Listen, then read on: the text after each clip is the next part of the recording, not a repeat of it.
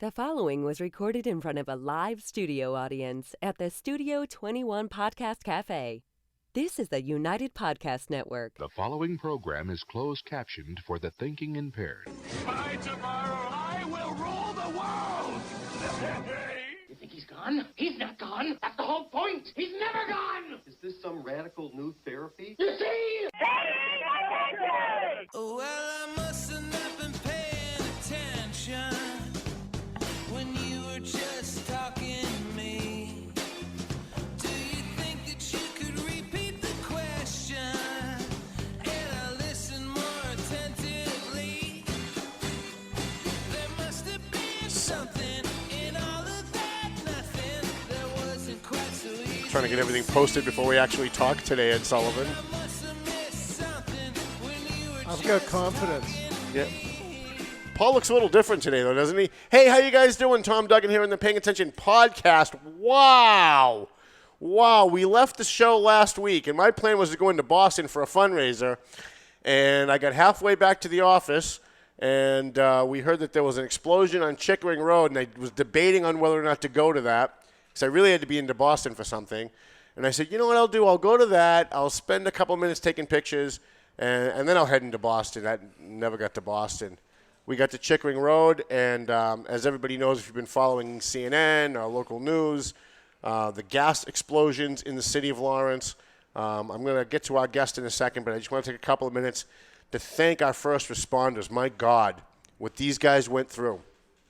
I have to tell you, I consider myself a pretty tough guy, but as I was in my car with the scanner, listening to the panic in the firefighters' voices as they were calling out their 30th fire and 37th fire and 40th fire and 60th fire, and hearing calls of firefighters down. I'm getting goosebumps just talking about it.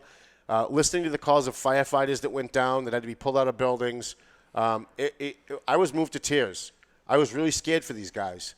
I know almost every single one of them, not just the Lawrence firefighters, but the Methuen and the Haverhill guys that came in, the Andover and North Andover guys that came in.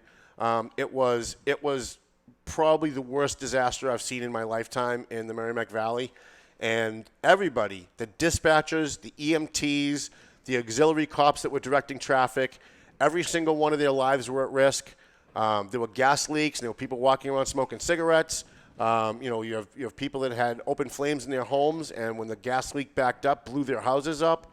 I don't know what the official count was, but I think my official count was somewhere in the neighborhood of 70 to 75 house fires that happened because of these gas explosions, and it was very harrowing. It was really bizarre to be living through it and to be driving from house to house.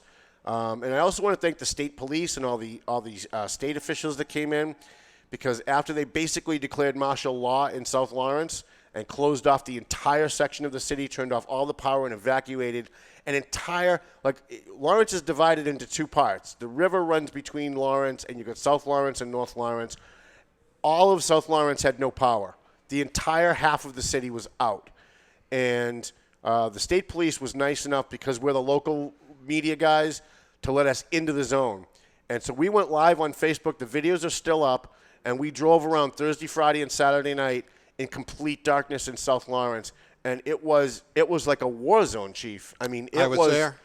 It was like Night of the Living Dead. Like, you watch the Walking Dead, and they show like towns that used to, like Atlanta, but it's all like in rubble, and that's what it felt like. And every once in a while, we'd pull up. Like, we pulled up to Springfield Street, and there was a bunch of guys sitting outside with a grill, and they were grilling food because they couldn't go inside, and they were hungry, but they didn't want to evacuate. And they're just sitting there grilling like it's nothing, like nothing's going on. And there was a family over on Blanchard Street that decided not to leave, and they popped up on our live feed and asked us to come over and say hi, and we did.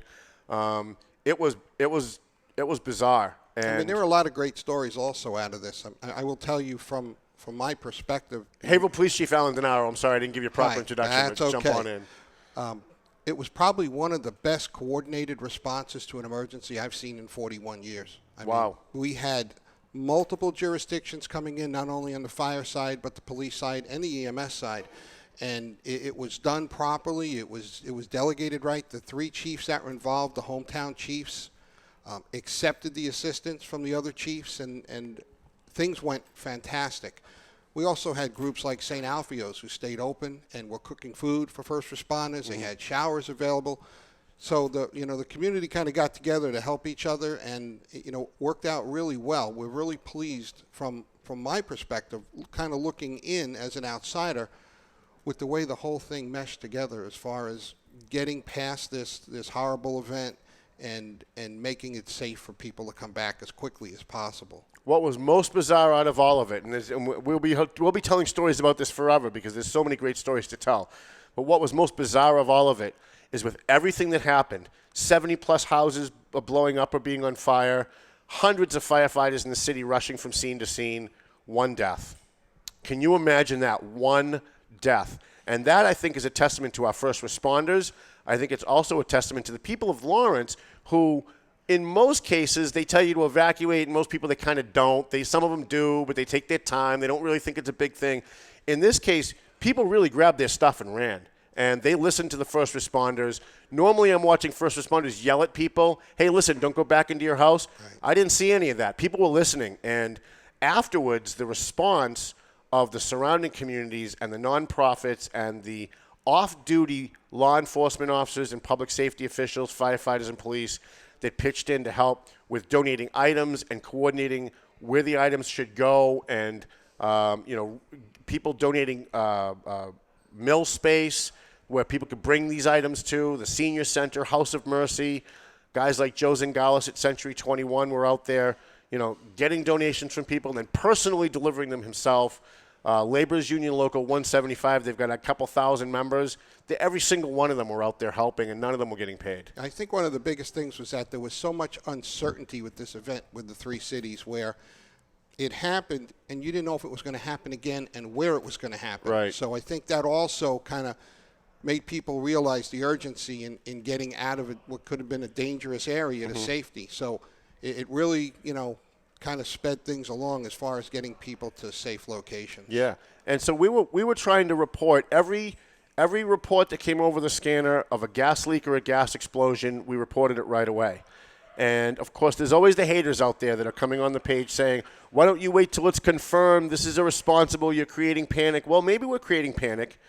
But the fact is, if we report that there's a gas explosion or a gas leak and we don't wait to get it confirmed, people will get out. People will see that address and they'll get out, as happened with the Charlton family, who were nice enough to come on the Valley Patriot page and say, don't listen to the haters. Keep doing what you're doing. My daughter was in her house. I saw you post something about an address. I knew it was the address next door to my daughter. I told her called her up, told her to get out. She got out. The house next door exploded. She'd be dead right now if we hadn't listened to you. So, everybody wants the Monday morning quarterback. I'm sure as a cop you get that all the time, right? All the time. But people really need to sit back and relax and realize that the media, the first responders, the people who are involved in these kinds of things at the first-hand level, we actually know what we're doing. And we don't need amateurs who come in Monday morning and try and tell us how we could do our jobs better or more responsible, because that doesn't make it easier for us to do our jobs. It makes it harder. Sometimes they don't understand what the media's responsibility is. Right. No, I agree. So sitting here with us today is Haverhill Police Chief Alan DeNaro. He was on our very first show with the other three chiefs, North Andover, Methuen, and Lawrence.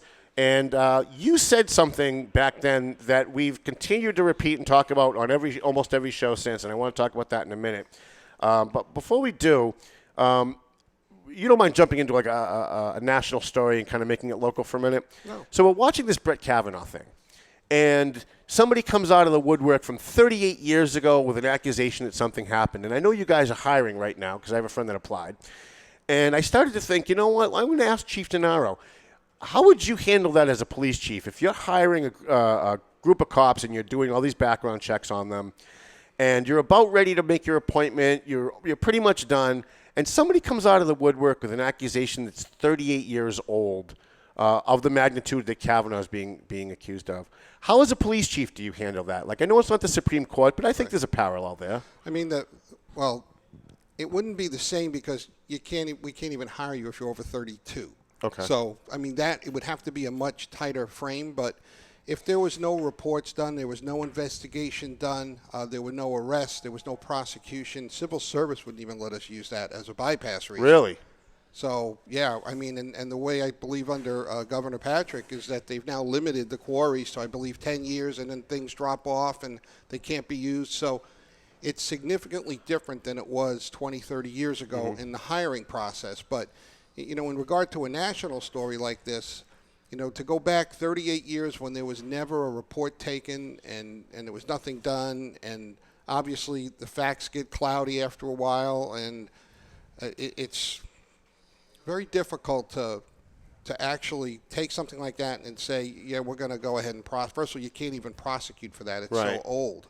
So it's something that, as far as in law enforcement, it was something that would be, if they came into the station tomorrow, it would be uninvestigatable for us. Right. What always bothers me about that kind of stuff is you hear these talking heads on TV saying things like, well, she told her best friend at the time, and her best friend comes forward and says, yeah, she told me at the time.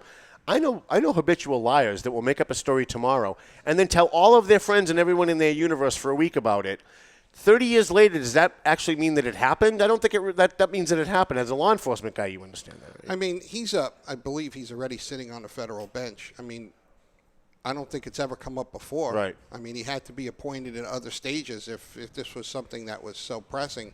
Why would you wait until it's a Supreme Court nomination? The other benches that he were on are equally important to the people. Right. Why wait for now? Yeah, it's a little bizarre. But I wanted to get your perspective as a law enforcement officer, because I know as a chief you're hiring right now. Talk to us about what does the Haverhill Department look for in an incoming cop? Like, you're going to be hiring guys not transferring in, but brand new people coming on. What is it that you look for? Is it very different than it was 5-10 years ago? It's really not. It's one of the hardest things that we've had to do. We've had openings at the Haverhill Police Department for the last 16 years running. Every year. Right now, I'm down 12 officers, and we're in the process now. Why is that, if you don't mind me interrupting you? How is it that... I don't believe the job is as glamorous as it was in the past. People are not really kicking down the doors. It's also some of the departments... benefits are better, wages are better, so obviously they're going to go where it's more lucrative for them. So it's made it a little more difficult to hire people. One of the issues we have is when we're looking at people, we have to look at, what kind of life experience are they bringing? What does their job references look like? What are their neighbors? We even actually do neighborhood checks. We knock on your neighbors' doors and ask them about you. So we do a pretty extensive background check. We look at your driving history. We look at your criminal history. So it's a pretty long process for us to go through. Then we do an interview. Usually it's with myself and either the deputy chief or one of the captains, where we bring you in for an oral. I would call it a oral interview, not an oral board. It's an oral interview where we kind of want to get to know you and kind of think about, why you want to come in the job and what is your views and ideas on things that involve ethical issues and moral issues and things of that matter, to kind of see if you have the right head for the job. Are you a compassionate person? Do you understand that we're looking more for guardians than warrior mentality people now? And this job has totally changed.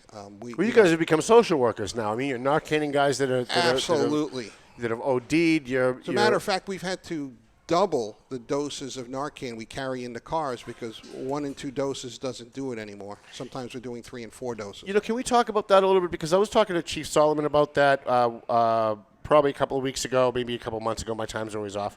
And he said that one of the problems that they're running into is people that have been Narcaned a number of times in the past, it's not working anymore. Their bodies are starting to become immune to the Narcan. And he said he's got guys that have Narcan someone 4 and 5 times before they come back. Oh yeah, we've done 3 and 4s. So that's why we've had to double our dosages in the vehicles. And people some of the departments are showing that maybe the numbers are down a little bit, and I would kind of challenge that, because what's happening now is that they're Narcanning themselves. They're in groups and they Narcan themselves, and then they're not calling us. Right. That's going to impact your numbers. Right. I don't know that things are necessarily getting better yet. I mean, we're starting to move in a direction as far as sending out teams of officers and clinicians to talk to not only the addicts, but to also talk to their families and see if we can get them into rehab programs to kind of help them. That's the hardest thing. I do a lot of outreach in Lawrence with some of the addicts. And, you know, we worked, I shouldn't say we, there was a bunch of people that worked, and I just kind of helped a little bit on the side, but there's a bunch of people that worked to get this couple in, and it took them 2 weeks to get them to agree to go into rehab. They were there 2 days, and they signed themselves out. And one of the things that we're seeing is that if they're not ready, if they're not approaching us and saying, I want rehab, if they haven't made their own determination on their own, and you have to convince them, it's never going to work. Got to be rock bottom. Yeah. Yeah, that's really sad. We have 2 and 3, 4 times that go into the rehab programs, and some of these programs are thousands of dollars. It costs you $30,000-$35,000 a month, and a lot of it's not covered by insurance. Right. So what chance does somebody who doesn't have a lot of money, someone who might be homeless, someone who maybe they've got a job but they're not making a lot of money, what chance do they have to go get clean if all of these rehab places are so damn expensive? If they come to us, we have the ability to get beds for people that truly want help. We're about to join a group of departments that is currently doing that, and they're having great success with it, but they have to want to come in. I mean, if we don't turn anybody away. If somebody comes to the Haverhill Police Department and says, we have a drug problem, I have a drug problem, we need help, we're getting them help. That's great. Are you working with, I know we had Sheriff Coppinger on here about a month or so ago, and he's doing some pretty dynamic things. Are you guys working in cooperation with them? How is that working out? They're fine. I mean, he pretty much didn't miss a beat when he took over for Sheriff Cousins. I mean, he took over and he grabbed those programs and made them better, and he's working hard on them. We have a great relationship with him. There's a lot of conversation back and forth, and what he's doing is really good. I believe he's full capacity all the time. Yeah, that should tell you something. I bet. So now, what are your overdose numbers? I mean, just give us a ballpark if you don't have actual numbers. But I think this year compared to last year, what's it looking like? It's running about the same. We run, I believe, close to 300 or more overdoses a year. Wow.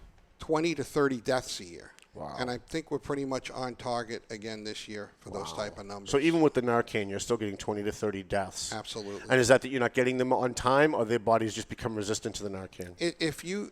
The problem is if you get a hot load, it's like if you've ever had surgery and you're on the gurney and the anesthesiologist comes up and he says, okay, I'm going to put this in, Tom. I'm going to put the anesthesia in. Count backwards from 10. I don't know. I never get to 9. Right. And I don't know of anybody that gets to 8 or 7. So It's the same thing with this type of drug. If you shoot yourself up and it's a hot load of heroin, before you can get to 9, you're dead. Your heart is stopped. There's no Narcan's not going to work. Right. Narcan works while your breathing is labored. So that's part of the problem. It's not necessarily that they've become immune to the Narcan, depending upon the strength of the heroin that they're using, whether it has fentanyl or carfentanil or whatever else is in it, mixed with it, it can just stop your heart on the spot. No, we've talked about the treatment of people who are using these drugs, but what about those who are supplying it? We joke about it on this show all the time. We say the political corruption left Lawrence, went to Methuen. The crime left Lawrence and went to Haverhill. What are you guys doing as far as trying to go after these scumbag dealers that are literally killing people almost every day? And I know that it's increasing. I don't know what the numbers are, but I know that it's increasing in Haverhill because I talked to some of your guys, and they say that it's getting worse. What we do is we have a zero tolerance policy for this type of stuff. We don't give anybody a break. I have officers that are assigned to three federal task forces, and probably a fourth we've been asked to join. And they do the larger scale cases that pretty much go nationally, where the drugs are coming in, and internationally. We also have the narcotics unit that's in the city that works in Haverhill, and they are handling people call in and say, there's a lot of traffic at the house next door to me, or they come in, they're there for 2 minutes at a time, and they're going. We have so many of those cases, I could probably use 5 more narcotics detectives. Wow.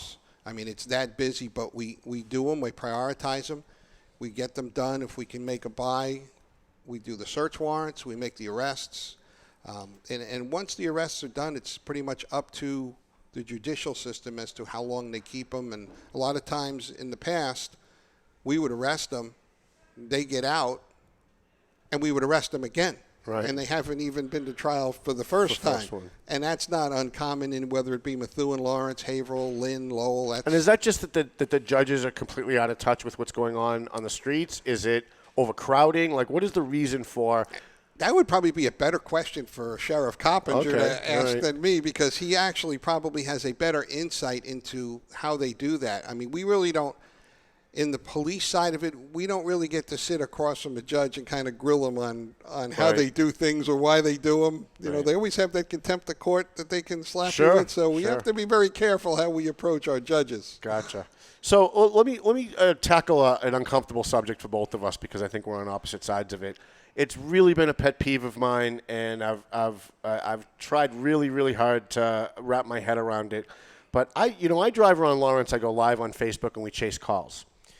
I can't do that in Haverhill. Haverhill's the only department in New England, at least that I know of, and we've checked, that has scrambled their public channel, their public scanner channel, for just regular radio calls. And I'm not talking about undercover missions or narcotic stuff.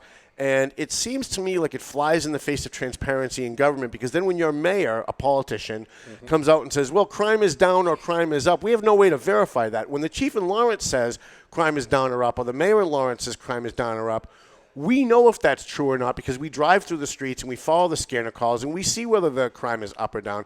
In Haverhill, we can't do that. So I guess my two questions are, how the hell do you get away with that? And B, why would you want to do that? Okay. And I still love you, but I know this is a multiple answer question. All right. So the first thing I'm going to tell you, as a good investigator, as a journalist, and a finder of fact and truth, the first thing you need to do is you come down, or you have them email you or whatever, the crime log that goes out every day that every department has to do, which is our crime log. Now, you might say, okay, well, that might just have stuff you did a report on, and you're right. So then you're going to want to pull the CAD calls that every department has. So you're going to be able to see every single time a mic or radio was keyed, where they went and why they went there, which is big. I mean, if you have somebody to do that, you can actually sit down and look over 3 months, 6 months, year, and you can take a look and see and compare year to date and that type of thing as to what's going on. As far as the radios, we decided to encrypt the radios. First of all, Methuen has an encrypted radio. North Andover is encrypting. Andover is going to encrypt. We've already been contacted by them, and they're in the process of doing this. Nobody has encrypted yet their regular radio calls, because we still follow Andover. I understand that. They're in the process of changing. You see, everybody's radio system, they were told by Motorola that the systems are now obsolete. Haverhill is in the process of putting in a $1.7 million system. Lawrence is doing the same thing, so I don't know if they're going to stay non-encrypted.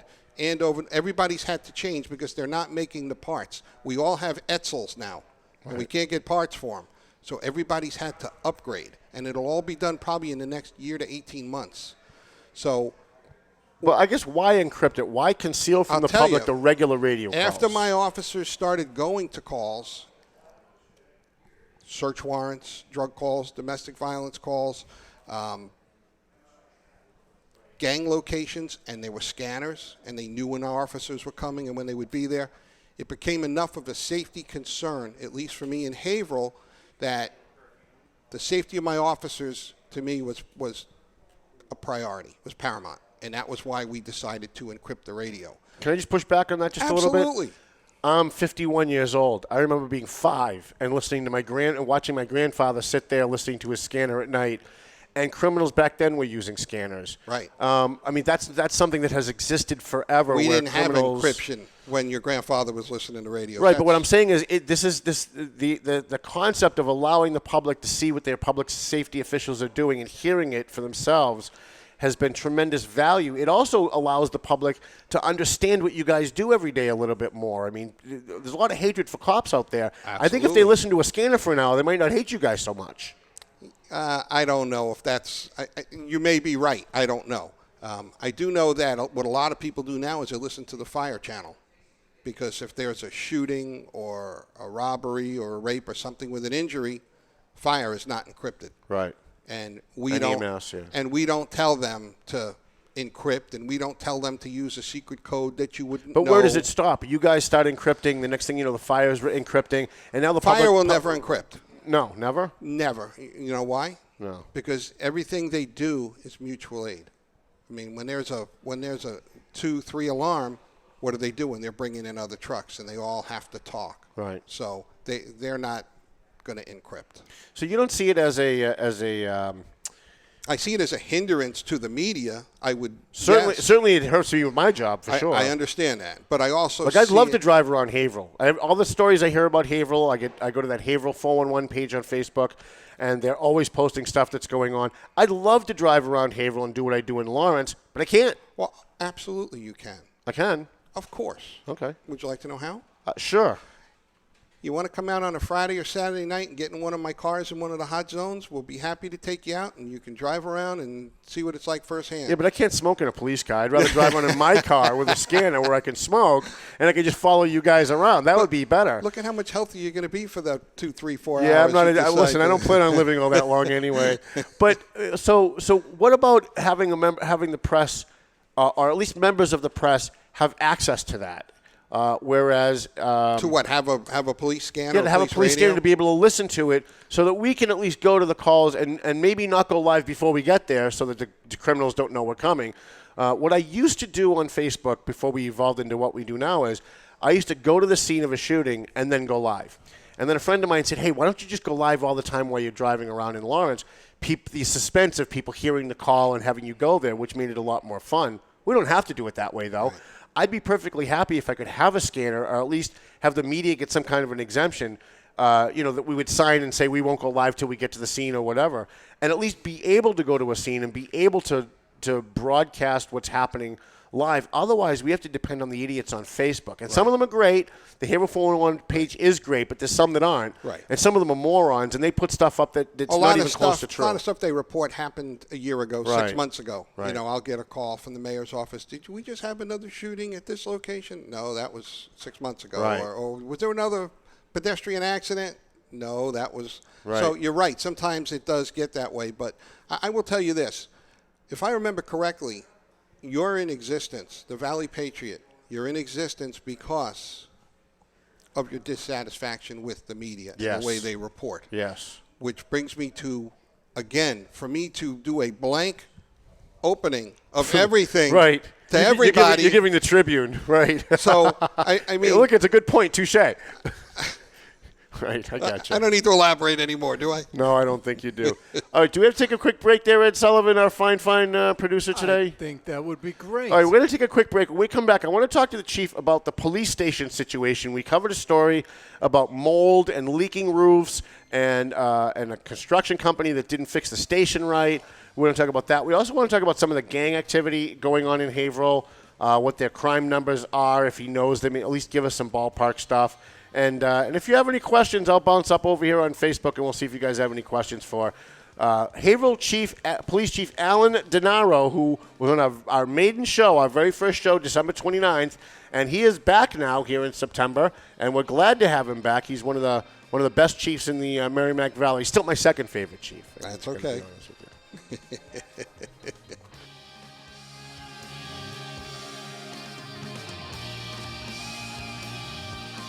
A&M Auto Body. We got our friend Angelo over there, Angelo Memolo over there. He does great work on your car. So if you got a ding in your car, somebody hit you, you got a mechanical problem, you bring it to A&M Auto. He's on South Broadway in Lawrence on Inman Street. Angelo will take care of you. So what's the address there? 341 South Broadway, Lawrence, Massachusetts. Then we got Joe Zingales, Rosanna Zingales-Lopez from Century 21. They have been with us from the very first edition of the Valley Patriot. They've been with us from the very first Paying Attention show, which was in 1999, back when he was Remax. He's not Remax anymore. Now he's Century 21, Team Zingales. And they sponsor our bash. They gave a $1,000 scholarship this year. They gave a $2,000 scholarship last year. And that money comes right out of their pocket. That's not like they're collecting money from other people and just using it like I do. They actually took money out of their pocket. So I don't know why these guys love me so much. I really don't. But Twin Lights, let me tell you how dedicated I am to helping my sponsors. The guys at Twin Lights Security needed an extra security guy to do private investigations and to do security for a certain thing in Boston. And they posted it on my page and asked if it was okay if they could use my page to solicit hiring people. And I said, you know what? As busy as I am, these guys sponsor the show. They sponsor the Valley Patriot. They give us $1,000 for the bash. I'm going to go work for these guys. So I called up Pat McLaughlin, and I said, look, you help us every single time we need something. Whenever I put out a call, you're there. If you need an extra person and you're short, I'll take the night off and I'll come work for you. And so I have been. I've been doing some work for them because they're helping us. And so there's no reason why I shouldn't be able to find a way to help them in the meantime. So if you need security, or if you're getting divorced and you need a private investigator, if you have a business and you need a private investigator or security, you want to call Twin Lights Security. They're based out of Gloucester, but they're very local. If while I'm driving around Lawrence I get shot and killed, make sure you get my body to Perez Funeral Home, because we do business with the people who do business with us.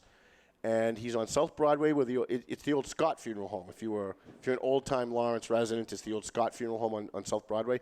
Perez Funeral Home at 298 South Broadway in Lawrence. They do crematory services. They do all the stuff that they're supposed to do, right? And Mike's a big fan of the show. He followed us when we go live.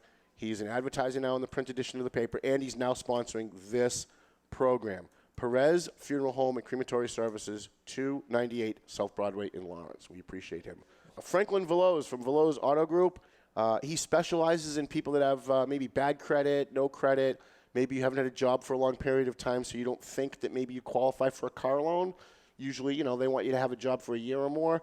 He specializes in getting people who have bad credit or no credit or maybe spotty credit, getting them into a used car. He used to work for Charlie Dare's Commonwealth Motors for a long, long time, so he knows his stuff. I think he was the credit manager over there or something. So he knows what he's doing, and he follows us live, too. I really appreciate that he does. Every time I see him pop on, I'm very excited about it. And I was there yesterday to deliver his newspaper, and he said he's already had customers come in from us talking about him on this show. So we appreciate Veloz Auto Group. Go see Franklin. He's at 17 Mass Ave. It's right at the very beginning of Mass Ave on the Lawrence North Andover line.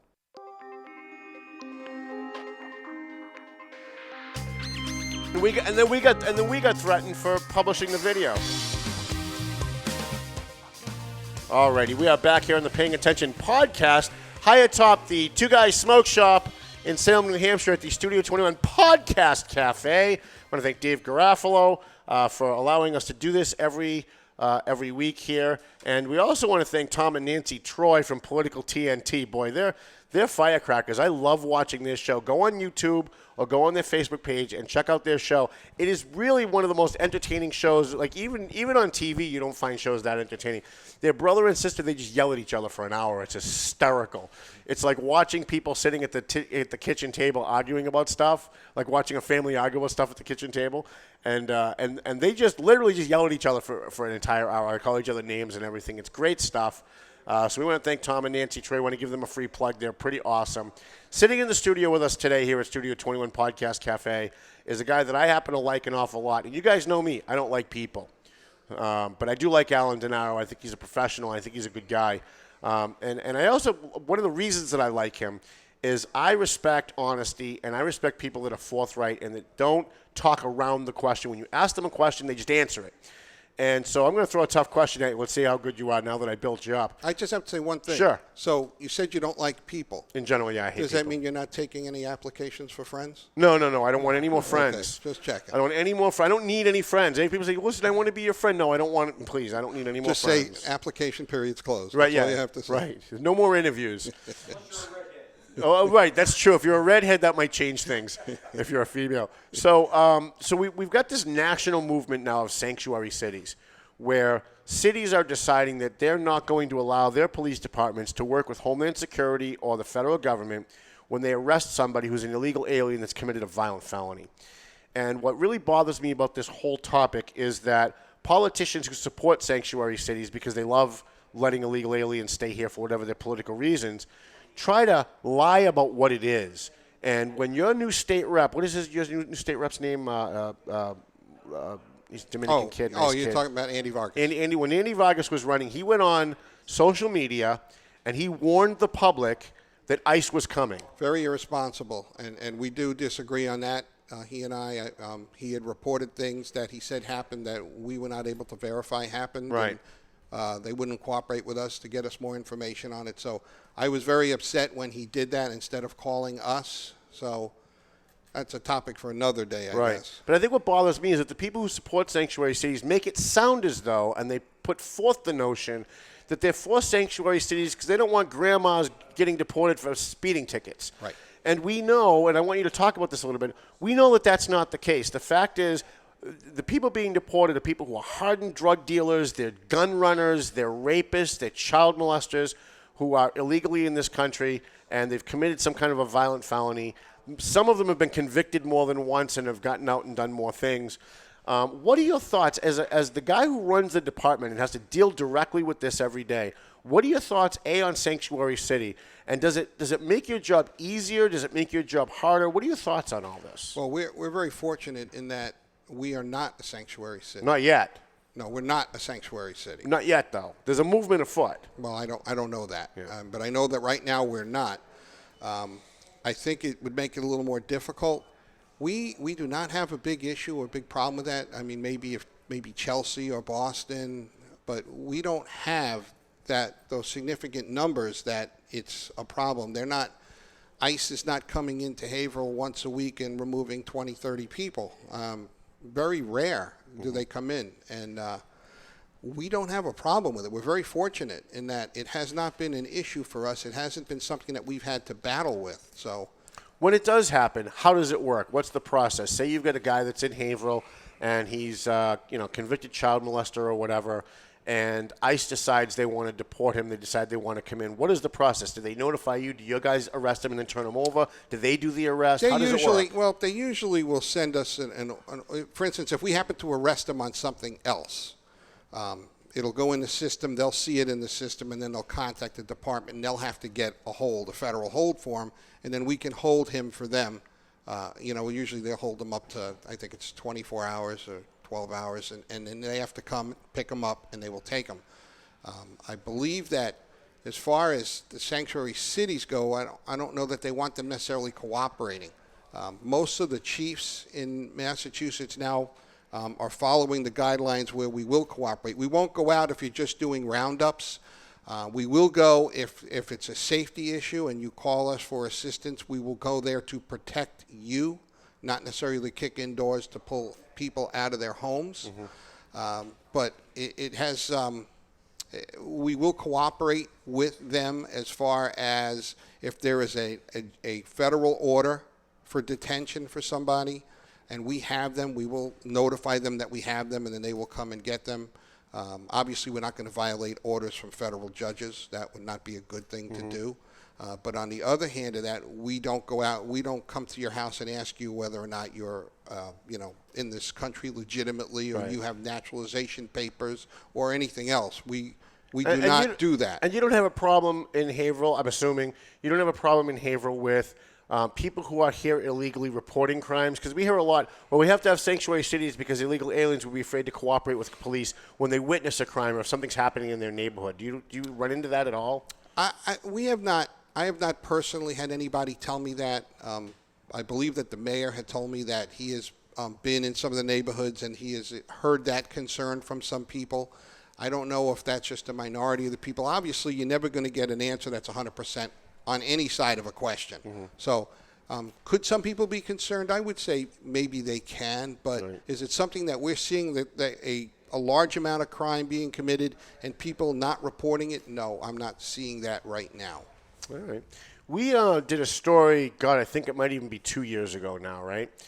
We came into the police station and we toured the station and we took some really harrowing pictures of black mold that your officers have to work in and around every day. I know you've had some officers go out injured because of it, because of lung problems, because when the police station was built, it wasn't built correctly, and that there was some shenanigans going on with the way the building was built by the original contractor. Has that been resolved? Because I'm being told that it really hasn't been resolved. Well, where we are right now, if you drive up to the police station, you'll see scaffolding around the building with workers there 5, sometimes 6 days a week. We're in the process of replacing, I believe, the last 40 windows in the building. All the windows have been replaced. They've pulled down probably 35 to 40% of the brick on the building, which was done improperly. While that's going on, once the windows are sealed, another team is going inside the building, literally ripping the walls out, sanitizing, rebuilding and repainting the walls. Right now, we're probably at about 70% complete. So have they done all the the black mold mitigation's been done. Okay. The roof was replaced. We're having issues with the solar, where that has caused some leaking in the building, but I believe that we're working on correcting those problems. So right now, the mold is done. The inside is good. We've replaced carpet. We've replaced the walls, repainted, and they're doing the last probably 30% of the windows. They're anticipating completion of the building by early November. So we're getting close. So I guess my next question is, how did this happen, and why hasn't anybody gone to jail? I mean, if somebody hires me to mow their lawn and they pay me, and I don't mow their lawn or I mow half their lawn, they could take me to court, or maybe they can go to the police and say he ripped me off. Right. What has happened with this contractor that came in and built a police station but didn't do it right? This contractor and the architect, I believe, did 2 or 3 stations, and I believe what ended up happening was he went out of business. They just went bankrupt. They shut down. Both of them did. The city had, obviously it was low bid back in 97, 98 when this was put together, and they got the low bid guy, and the city had a building committee which was comprised of a number of people and a captain named Joe Doobie from the police department. And Doobie would go into the meetings and he would complain. They're doing the roof wrong. Those are the wrong windows, which they were. They were the wrong windows, the wrong size. They're not going to code. They're not doing this.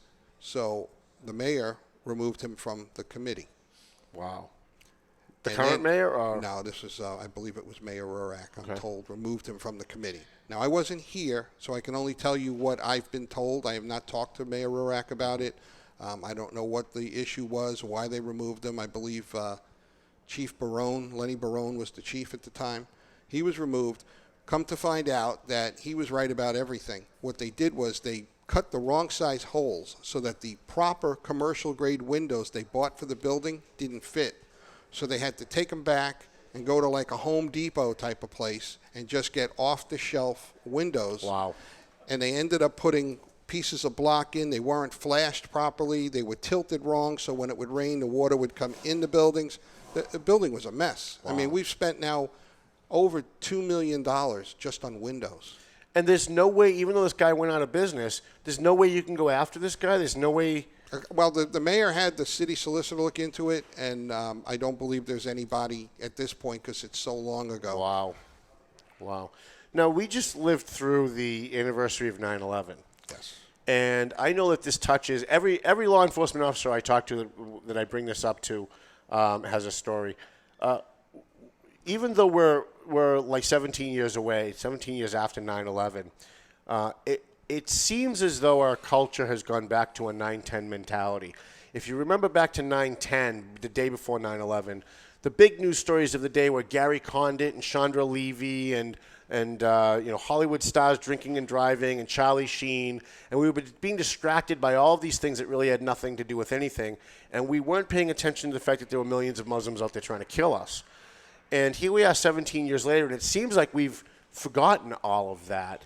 Haverhill hasn't, though. You guys have a memorial there. You guys do a service every year. Can you talk a little bit about that? Yes, we do. The fire chief took it over this past year for the first time. We did it at the fire station.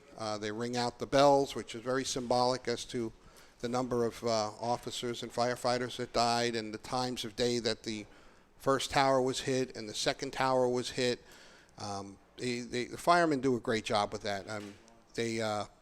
They lost the most of anybody. I mean, they're still losing people today. Yeah. The neighborhood I grew up in New York had the most police and firemen. They had a funeral almost every week for 2 years. It was crazy. I mean, they would go down the street, and it was very touching. It was a very horrible event. How do we get people back to a 9/12 mentality, where the day after everybody kind of looked around and said, why weren't we paying attention to this? Why were we so drunk on all of these other stupid stories, these distraction stories about Lindsay Lohan and all these other stupid inner political palace intrigue of the White House? How do we get back to getting people to understand that the threat is still there and that it's a long-term threat against our way of life? Right. They're on a 100-year plan to destroy us, and we're only thinking about the next election. Like, we have ADD. The problem we have, it's like anything else. You could be mad at your friend and 5 or 10 years goes by and you might not even remember why you were mad at him, or it doesn't seem as pointed as it was. So I think that could have a lot to do with it. It's been 16, 17 years now since this happened, and I think that, maybe people have just kind of got, a little desensitized because nothing has happened recently.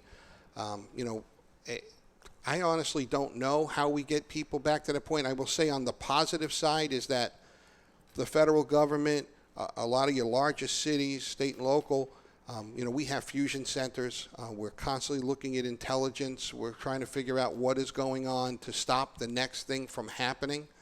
I just went to last December. I think Solomon goes this December to Israel. We went to Israel and we met with the military experts there who basically sleep with one eye open since they were formed as a state.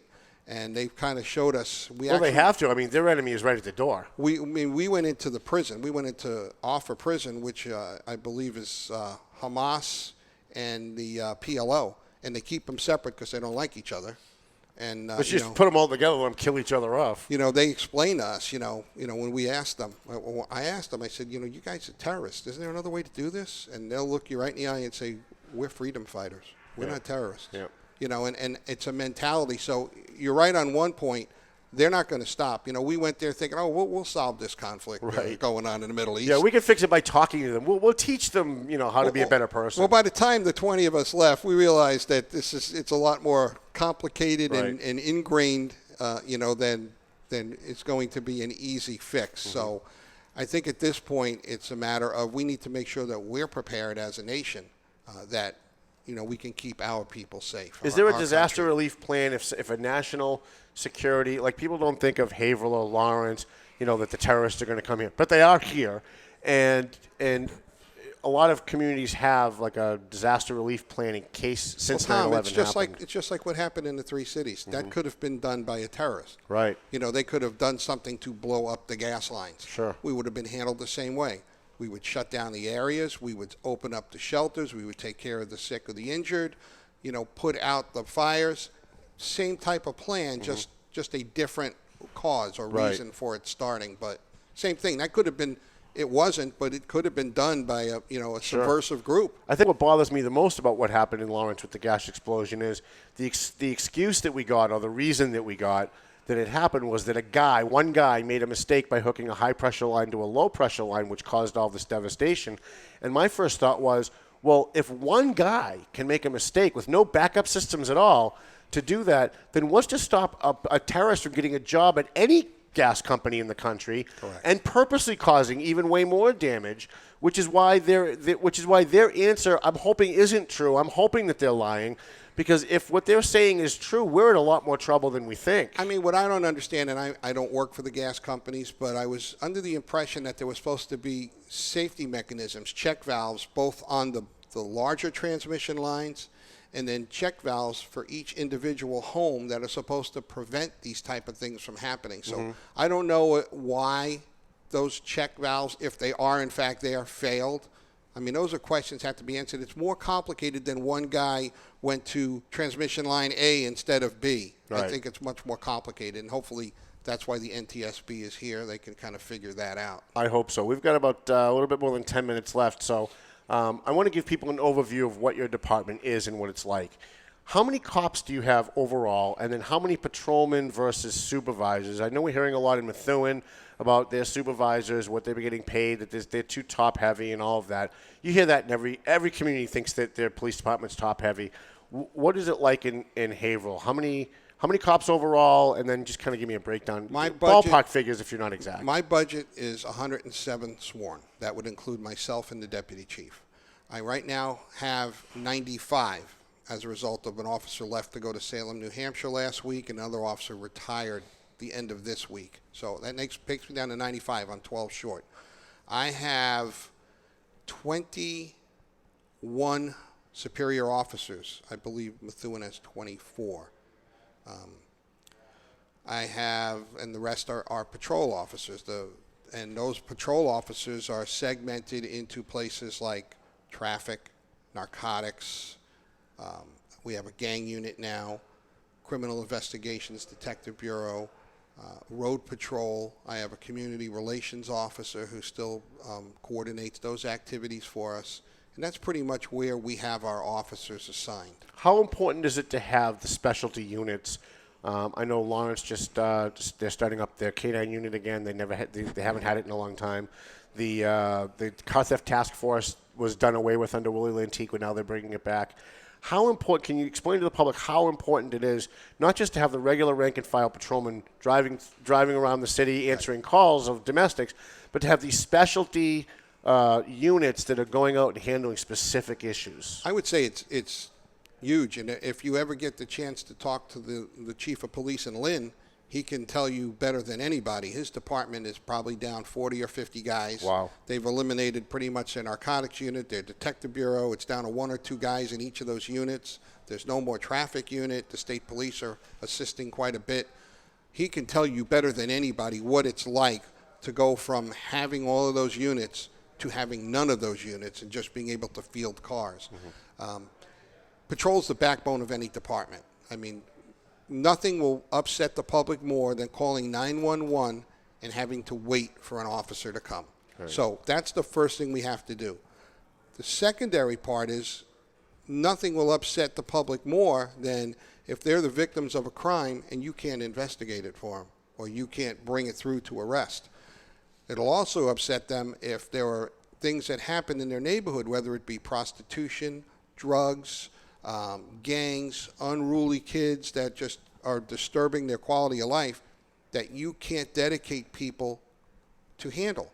I mean, it's not like on TV. We can't solve problems in 60 minutes. You know, everybody gets used to watching NCIS and it's all solved in 60 minutes and they move on to the next case. That's not how it works. So you have to be able to assign people and say, you know what, stay on this, work this. I mean, I don't know if you reported on it, but we arrested two of the city workers for buying drugs, highway workers. And, we'd gotten reports on it. The mayor had gotten reports. And I said, you know what, this is what we're going to do.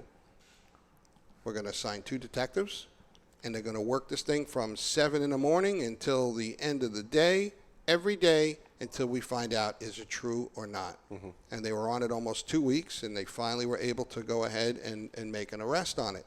But that required me to significantly commit manpower and resources to do that. And they were selling drugs on duty while they were working. They were buying. They were the buyers. So they weren't selling. No, they were not selling. I see. So, I mean, it requires you to have those resources to commit. If you don't have them, if you can't solve problems, everybody has problems. But, if you can't bring solutions to the table, you're going to lose the public. I mean, people want to see results. It's like anything else. Different police chiefs have different philosophies on guns. If you try to get a gun they're dangerous. That's my philosophy. Oh, you guns are dangerous. Really? Yes. Okay. In the wrong hands, they're very dangerous. So some chiefs, like the chief in Lowell, it's very difficult to get a gun. He's very anti-gun from everything that we've heard. Then there are other chiefs like North Andover where it's maybe a little easier to get a gun because they're not anti-gun. They'll just do a basic background check, whatever they're required to do, but they're not looking to restrict it. And then there's places like Lawrence where it's kind of in the middle where... I don't even handle the guns. I have a captain. My detective captain is in charge of firearms licensing, and he has 2 detectives that work for him. We follow the state guidelines. They fill out the application. We look at their criminal history. If there's something in the history that the state law says you're not permitted to have a firearm, we recommend you go see a judge. You might have been arrested when you were 18 for something that would prevent you from getting it, and you've been a model person, and you're 45, and really, I can't have a gun. Well, we can't give it to you according to the law, but a judge can. So we will tell them, go petition, go see a judge, and most of the time, if the judge thinks it's reasonable, he'll let them have the weapon. We just follow the state guidelines. Because some departments have additional requirements. We don't. You don't. Excellent. Well, that's a great answer. I was expecting a longer answer, but that was a great answer. I believe in brevity if possible. How prevalent is it? We've got 6 minutes left. How prevalent is politics to hindering you in your job? We hear a lot, and I hear a lot about politicians at city council meetings making comments, and then you get up there and basically, excuse my French, kick their ass with actual numbers. How does that hinder you doing your job and your officers doing their job when there's political interference like that? As far as our city council is concerned, I have a really good relationship with them, whereas if they have a question or a concern, they'll either call me, come in to see me, or email me. So I usually don't get any interference from them, and they take my suggestions to heart, and a lot of times they will act upon them. So, I mean, I couldn't ask for a better relationship than I have currently with my city council. I don't have any problems as far as interference from them or hindrance. They wanted to give me more officers than we got in the budget this year. I mean, so it's not like I have to petition them for things like that. They seem to be very cooperative. They understand that we have unique needs in Haverhill and that we're playing catch up from years past from problems as far as financial issues. Mm-hmm. So they've been very receptive to saying, we understand you need things, tell us what you need, and we'll figure out how to do it. And that's a great, refreshing way to have to deal with the council. Well, it's great that you said great things about the council on that, but what about the mayor? We hear it's not so rosy. Well, the mayor, I mean, obviously the mayor has a whole different perspective on things, and he has to kind of balance out, well, I know the cops need something, but then the firemen need it, and I only got 9 guys at the highway department. I used to have 30. So he has to look at it a little differently, and depending upon what is going on at that time will impact the mayor. The last 2 or 3 years in the budget, the mayor has added, I believe I've added a sergeant, 2 sergeants and a lieutenant, which has been very big. Mm-hmm. We've also added a couple of patrolmen. When I came here in 2002, I had a staff of 95, and that included myself and the deputy at the time. So right now we're up to 107. So in 16 years, we've added 12. Not great. But you're down 12, though. I'm down 12. Okay. So I'm at that 95 number. But I have permission from the mayor to hire them, just a matter of getting them through the process. And how expensive is it to hire a cop? Because I talked to guys that do that in Lawrence and Methuen, and they say, like, for every 5 guys that we hire, only 2 of them last all the way through the academy and the probation period and everything else. Right. I mean, I would say we probably reject 70 to 80% of the candidates for various reasons from their backgrounds. And then it's a matter of, it would take an investigator sometimes 2 weeks to do the background investigation, and then they have to send them for a psychological. That costs several $100s, and then physical agility, and then uniforms. Then they will get a salary for 6 months in a police academy. So it's an expensive process to go through. If I hired you today, it would be 12 months before I saw you in uniform in a car on the road. It just takes and that's that if I long. made it, because a lot of people they don't make it through the academy. We've had some, right? We've had some that have washed out in the academy. So was Lawrence. Yep. So was Methuen. I mean, it just depends. But if they make it through, it's a process. How many civilians do you have? I know we're up against time, Ed. How many civilians do you have in the department, and what are their basic functions? Is it mostly admin, or is it other stuff? Well, I have three young ladies that work in the records division that do a lot of things with our freedom of information and with the reports and handling the public's issues. I also have 4 civilian dispatchers, which the mayor just signed a new contract with the patrolman, allowing him to completely civilianize my police dispatch, which means I could put those police officers back on the road. So I'm working with him right now to determine. We don't have funding to do that. Right. So hopefully we could put funding in this year and start that hiring process. I also have an administrative assistant. I have a domestic violence coordinator. Those are both civilians. I have 2 animal control officers they're not sworn officers. They're civilian employees. Maintenance people in the building. I have a mechanic that handles our police fleet and the animal control fleet. So that's pretty much my staff of civilians. That's great. We've got about a minute left. Do you have any final thoughts for us? We appreciate you coming back. You were on our first show, and we really appreciated that a lot because that was a great panel discussion with 4 chiefs. Do you have any final thoughts for people at home that are watching about the Haverhill Police Department or Haverhill in general or crime in general in Haverhill? I will say this. I'm going to do something for you that is unsolicited. I think that people should support your paper. I think that you bring a different perspective, a different view to reporting the news than we traditionally get. And I think that that's important that we have that and that we keep journalism people that are doing it like you and your paper alive. So I'm hoping that the business community will get behind you and support you because you're providing an important service the way that you do your job. Thank you. I appreciate that. I do appreciate that. Alan DeNaro, Chief of Haverhill, you'll come back? Absolutely. Love to have you back again at some point. Maybe we'll do another panel discussion at some point. Thank you to Ed Sullivan, our voice of purgatory over there. He's been kind of quiet today, but we're glad to have you. Cartoon Guy is here, and, of course, Rich Russell. We had Political TNT, Tom and Nancy Troy at the beginning of the show, and Dave Garofalo. Thank you to all of our sponsors and our advertisers. I want to thank Debo Brown and Kelly for what they did helping people out during the fire. Joe Zingales at Team Zingales. The Laborers Union Local 175, Carrie at House of Mercy, and everybody at House of Mercy doing such an amazing job. The volunteers at the Senior Center, the volunteers at the Elks. The Elks Club allowed all the first responders and all of the organizations to use the Elks Club for the last 2 days to service those victims of the gas leak, the gas fires in Lawrence. We will see you next week. Melvin Taylor says we got to go home, so go home already. And as Ronnie Ford would say, we wish you enough.